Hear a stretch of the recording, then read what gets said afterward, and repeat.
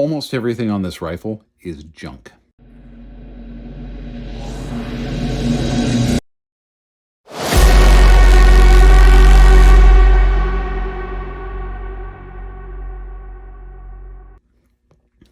The receiver here is a $150 Century receiver that I got off eBay.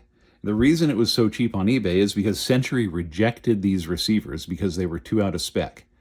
Now you have to ask yourself, how out of spec does a receiver have to be before even Century Arms will not build a rifle out of it? Well, I know the answer to it because I had to spend like 6 hours machining the thing to make it work. To be fair, it's not the only part of this that required work. The lower receiver also took a lot of machining. You see, the lower receiver was originally one of these. These were a batch of Israeli receivers that came into the United States with all of the pinholes welded up. As a result, I was able to pick them up for $5, and I probably overpaid at that. But with a little bit of work and some tedious effort, I was able to re-drill and re-ream these holes and turn it into a workable receiver, which I attached to the other junk receiver. The hand grip. This is a piece of standard US 922R equipment. Not the usual thing that I like to use, which is why it was floating around in my parts bin. The stock.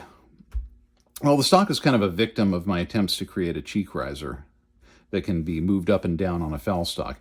Turns out this is kind of tricky to do, and as I discovered, it's really hard to successfully create that onto a FAL stock. In fact, I discovered this like 5 or 6 times, so I took one of these stocks and filled in the holes and attached it to the bum lower receiver. The hand guards are STG-58 hand guards. Now, there's nothing wrong with those other than the fact that they heat up hot enough to barbecue your hand after like 3 shots. But in this case, these were attached to a DSA rifle that I bought and barbecue painted, ruining any historical value. And in addition to that, they're kind of warped on top and creaky. They're a little weird. The handguard retainer ring is one of these 2-piece split rings for people who forgot to attach the handguard retainer ring before barreling the receiver. Fortunately, I've never done that. The barrel. The barrel has a rust spot in it. And ordinarily, a rust spot barrel, there's nothing wrong with that. But if you got better barrels, why would you attach them to a $600 receiver? So I attached mine to a $150 receiver. The scope mount here works beautifully with the cheap receiver because the receiver was machined badly. You see, the bridge part of this receiver doesn't match up with the dust cover. It barely matches up with this scope mount here. There's still a gap, if you can see here. The scope, well, the scope is a perfectly good scope. It's a brand new Leopold and Leopold rings. It's because I learned the hard way that trying to put cheap optics on a FAL does not work too well. Anyway, there you have it. Oh, I almost forgot.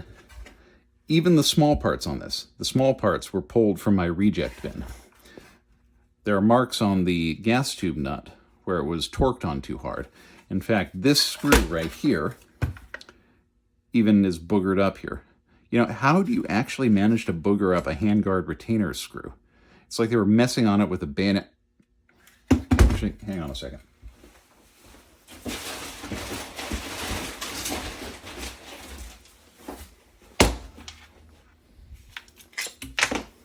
Okay, let's give this a try here. All right, mystery solved.